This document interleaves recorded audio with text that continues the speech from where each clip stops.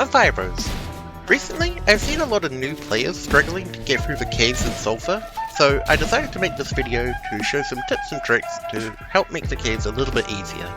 I have over 200 hours in Sulfur, so I feel like I know a decent amount about the game. Firstly, don't be afraid to use your amulet to escape if you are being overwhelmed, or even if you just have too much to lose and feel like you should go back to church and bag some items. It only costs 1000 Sulf to recharge the amulet from the Gravedigger, or you can recharge it for free once you reach stage 4 of the caves. In this clip here, I notice I have almost 5000 Sulf on me, a decent amount of ammo, and some other items I'd rather keep safe. So I decided in this moment to step back to church and come back later with less to lose in my inventory. Next, I'd like to talk about explosives. Explosives are pretty easy to craft in the caves. False sulf caps can be found very commonly in the caves, and those can make sulfur grenades or dynamite. To craft the sulfur grenade, you just need one false sulf cap and a piece of metal scrap or a mystery meat. Mystery meat can be made pretty easily with 2 pieces of the same flesh, so 2 goblin flesh or 2 dog flesh will give you a mystery meat. Metal scrap is a bit rarer to come across or make in the caves, but you can buy it from Ralphie at the church for 100 sulf. For dynamite, you can craft this with 1 false sulf cap and any skin. You can also make it with cloth or paper, and also some organs work, but skin is the easiest way to craft it from my experience.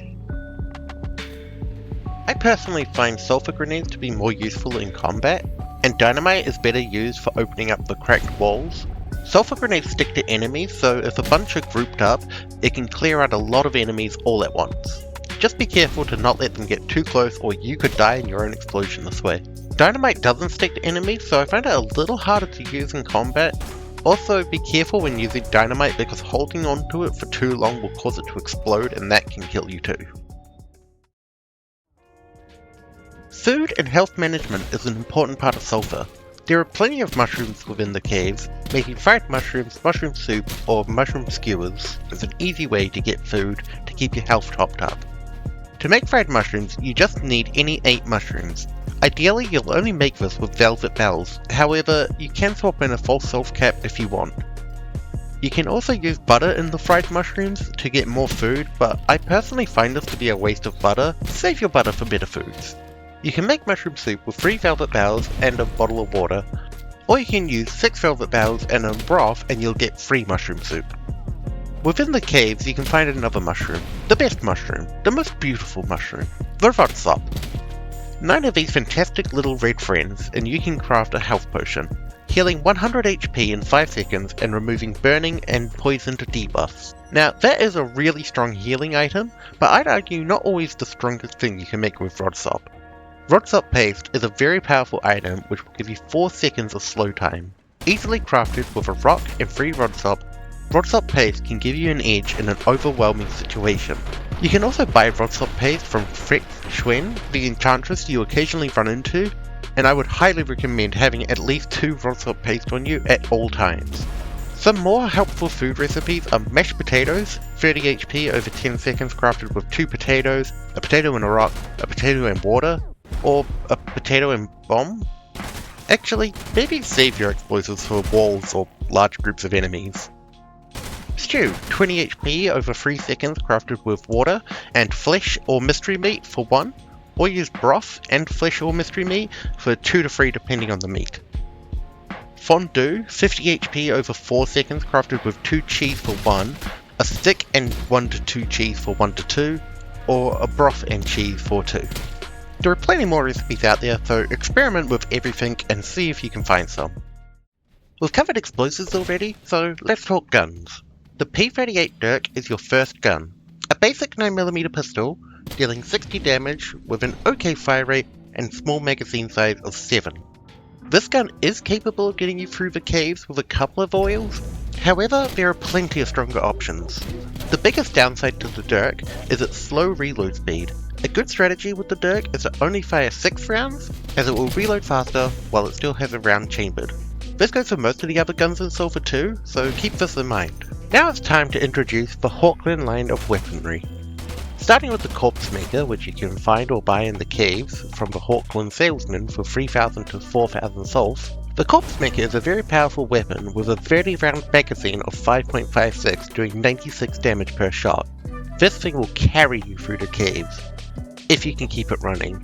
Being a fully automatic weapon firing 5.56, which can only be bought or found in packs of 30 rather than the 9mm packs of 50, it can be rather difficult to keep this thing loaded.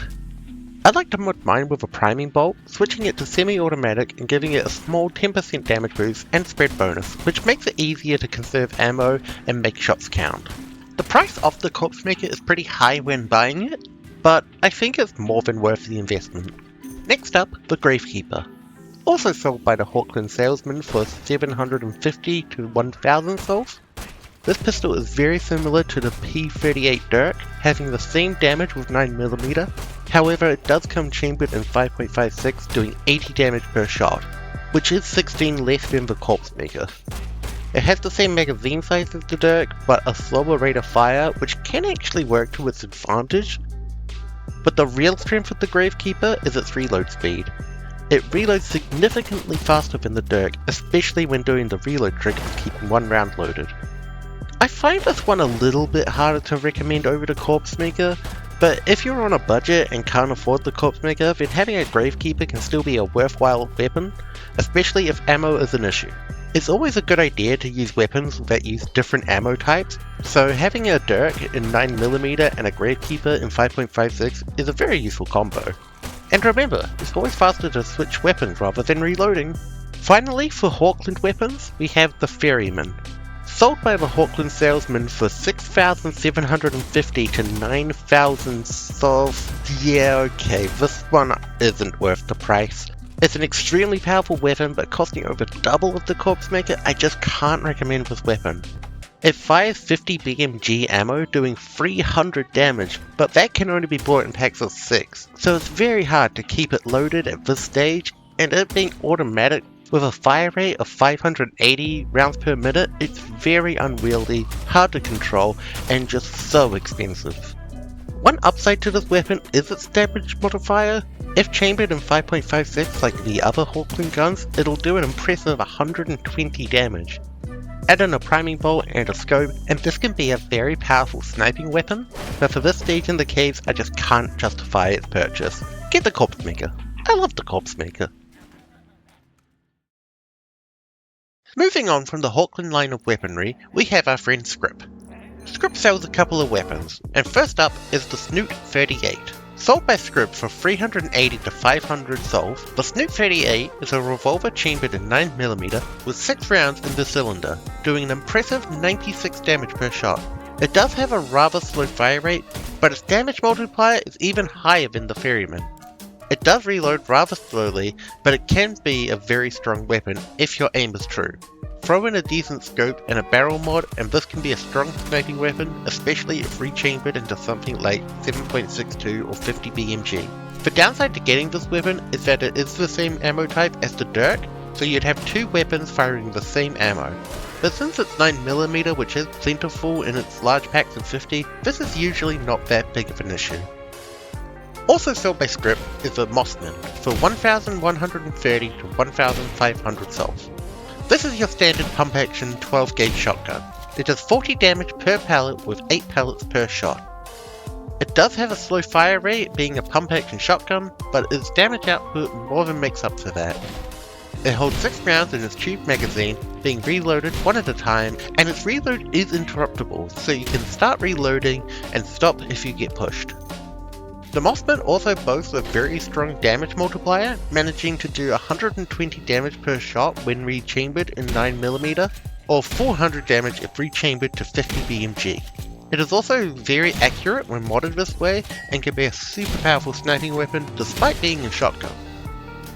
It can be a little tricky to keep it loaded with its normal 12 gauge, as that can only be sold in packs of 12, so it can be a bit hard to find ammo for it. I really like the Mossman, and I recommend picking one up, as I feel it is the best shotgun option you can find at this point in the game. Other options like the Arbiter 2 and the 1889 Mario can be strong too, but the Arbiter's ammo consumption is a big downside, and the Mario's small ammo capacity makes it hard to recommend over the Mossman. Those are the only weapons that can be bought in stores found in the caves. Other weapons rely too heavily on RNG to find, and I want to stick to easily repeatable strategies. And in saying that, let's talk about weapon enhancements. Weapon enhancements come in two types, scrolls and oils. Scrolls can add powerful enchantments to your weapons. They can change your gun into a flamethrower, make them do poison damage, or whatever the hell this is. Scrolls can often be found behind the cracked walls, and can also be bought from Fex Schwen, the Enchantress. Kevin the Scholar can also combine basic scrolls to make stronger scrolls, which I call combination scrolls. Although these combination scrolls aren't always stronger. I'd argue that one of the strongest scrolls in the game is a basic scroll. Maybe not the best, but top 5. The Scroll of Frostbite is extremely powerful for a basic scroll, and I feel it's pretty overlooked. This scroll makes it so each shot applies a little bit of frost to an enemy, slowing their movement and eventually freezing them solid.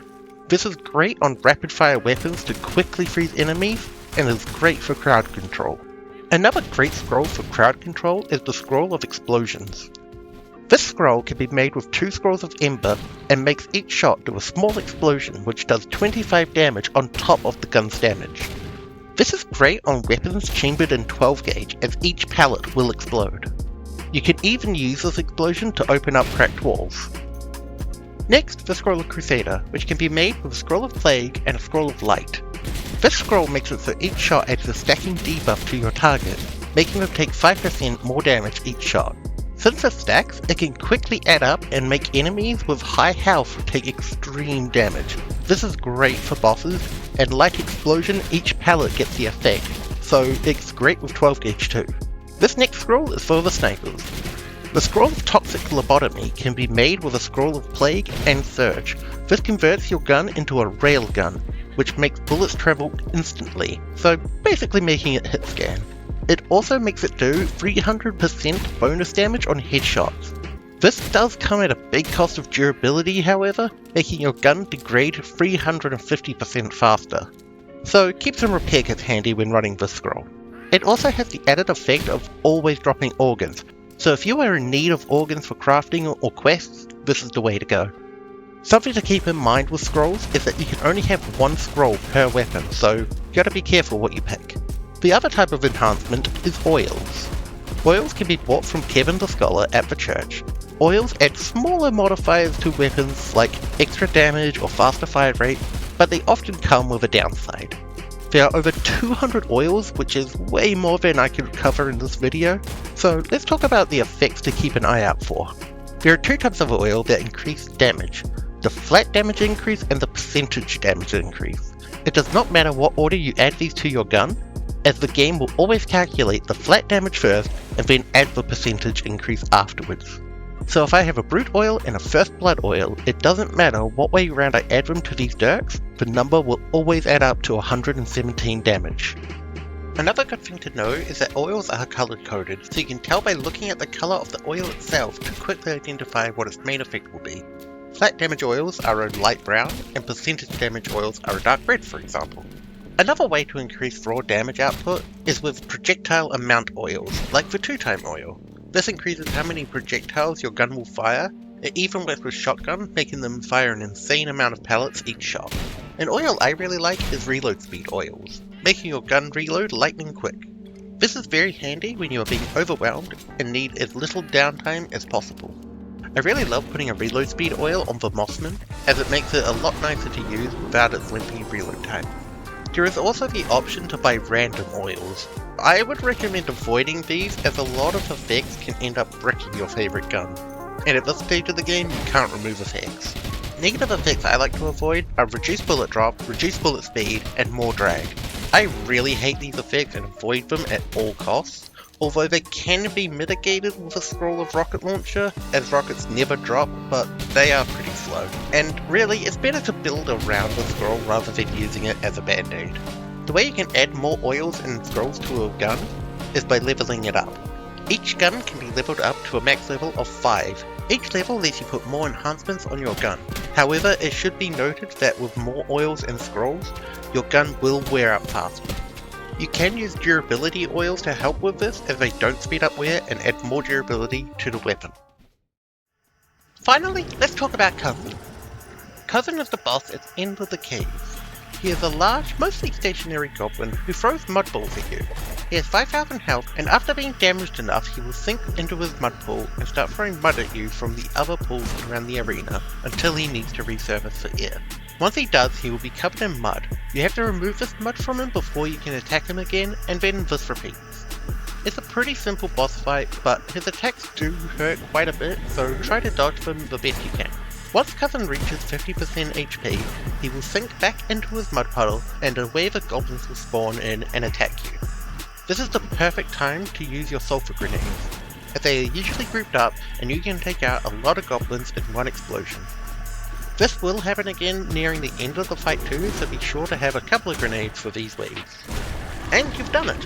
Hopefully you have some inventory space for the loot that Cousin drops, but after this fight, the elevator will descend and you'll be able to leave the caves, unlocking new areas. I hope this video has been some help to those who have been struggling a little bit with Sulfur. It's a fantastic game which I really love, and it just gets better from here. This video was made while Sulfur was in early access, so the information within this video is subject to change, but hopefully not too much. Thanks for watching, and have fun.